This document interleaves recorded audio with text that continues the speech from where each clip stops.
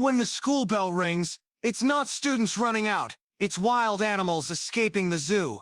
Backpacks! Already on. Pencils! Gone. And the kid at the front is halfway to the bus before the teacher even says class dismissed.